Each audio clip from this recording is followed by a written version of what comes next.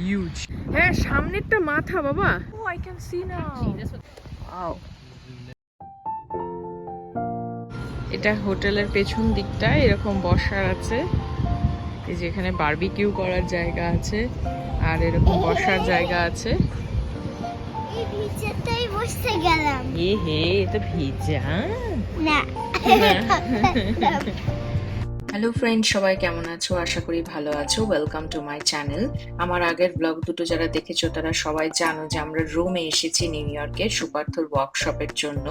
তো সুপার্থ ওয়ার্কশপ থেকে ফিরলে আমরা তারপর বিকেলবেলা করে একটু বের হই। সারাদিন আরও ঘরে থেকে বোর হয়ে যায়, যে ওকে নিয়ে আমি একটু হোটেলের বাইরে বেরিয়েছি। আজকে বিকেলবেলায় আমরা কোথায় যাচ্ছি চলো তোমরা দেখে নাও। এই যে এইটা যেটা দেখা যাচ্ছে, এই প্লেনটা, ইরে বাবা কি বিশাল! এটা হচ্ছে B-52 ইউএস এয়ারফোর্সের প্লেন। এটা B-52, আমরা ওর কাছেই যাব।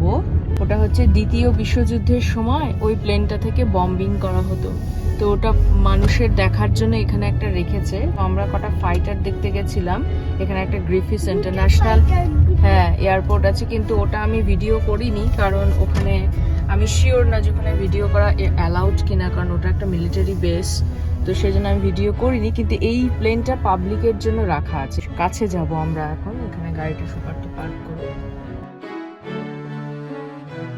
It's huge, right? It's huge. আমি সামনেটাই যাচ্ছি, সামনেটা থেকে দেখার জন্য।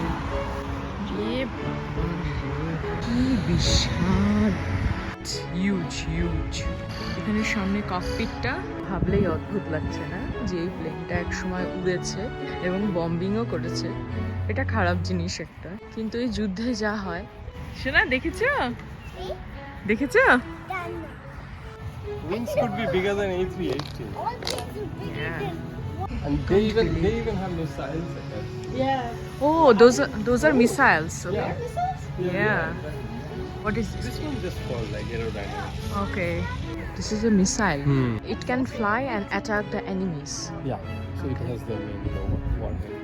এখানে এই জায়গায় সব বোমাটা সামনে। কি বড় বড় টায়ার। সুপার্থ বলছিল যে ওদের ওই ওয়ার্কশপটা এয়ারফোর্স বেসেই হচ্ছে, এখানে এয়ারফোর্স বেসে। তো একটা হ্যাঙ্গারের ভিতর ওদের বসার অ্যারেঞ্জমেন্ট করা হয়েছে। তো বলছে একটা হ্যাঙ্গারে একটা প্লেনই থাকতো, এবং এই প্লেনটা এত বড় যে পেছনটা বলে বেরিয়ে থাকতো। হ্যাঙ্গারগুলোও বিশাল বড় বড়, কিন্তু সেটার ভেতরেও এই প্লেনটা পুরোপুরি আটতো না। এটা এতটাই বড়। কি করে যে উঠতো আকাশে এত ভারী প্লেন!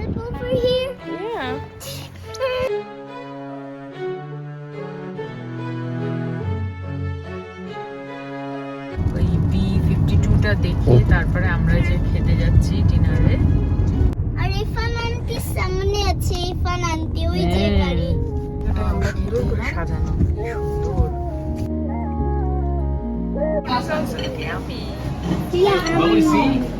দেখো বৃষ্টিতে ভেজা রোড।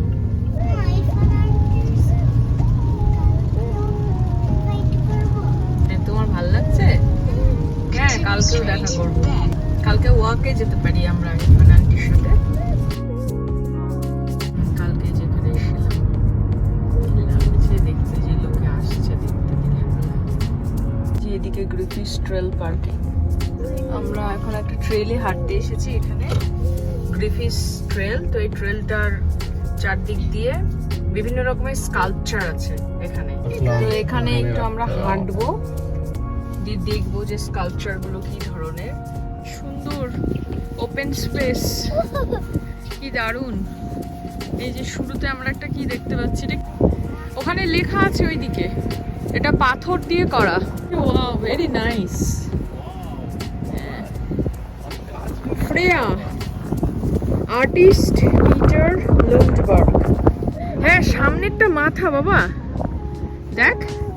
হ্যাঁ, এই যে এই সামনেরটা মাথা, আর এইটা হচ্ছে হাত দিয়ে পাটাকে ধরে আছে, পা দুটোকে দিয়ে পেটের ভরে আছে। যে কি কি আসনটাকে বলে রে, নাম ভুলে গেছি। ওই তো সামনে হেলিকপ্টার। Very nice. ওই যে ইরফান, ওই যে wishing tree. Yeah.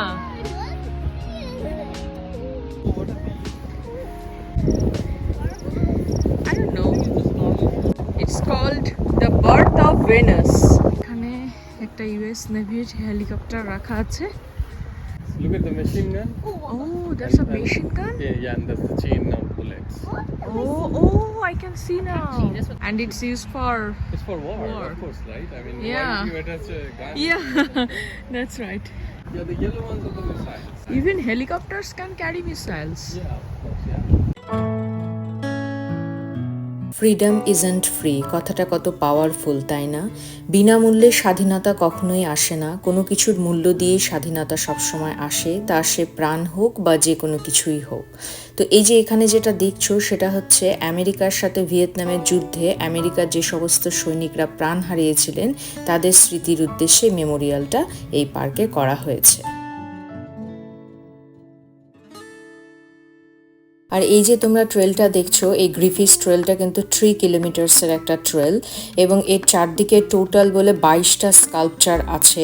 এখন অবধি যে কটা স্কাল্পচার দেখলাম আমার কাছে কিন্তু বেশ ইন্টারেস্টিং লেগেছে। বিভিন্ন আর্টিস্টরা কিন্তু এই স্কাল্পচারগুলো করেছেন। আর এই নেচারের মাঝে এই ট্রেলটা, আর নেচারের মাঝে হাঁটতে তো অলওয়েজ পিসফুল লাগে, ভালো লাগে। তো আমরা কিন্তু বেশ এনজয় করছি এই ওয়াকটাকে। এগুলো হচ্ছে ব্ল্যাকবেরির গাছ, এগুলো এখনো পাকেনি, পাকলে বড় হলে কালো কালো হবে। This is pagoda pavilion. Oh yeah, it looks like a pagoda. Wow. There's more here. Yeah. What are these? These are cranberries? No idea. These I don't know what they are. Okay. There's more everywhere.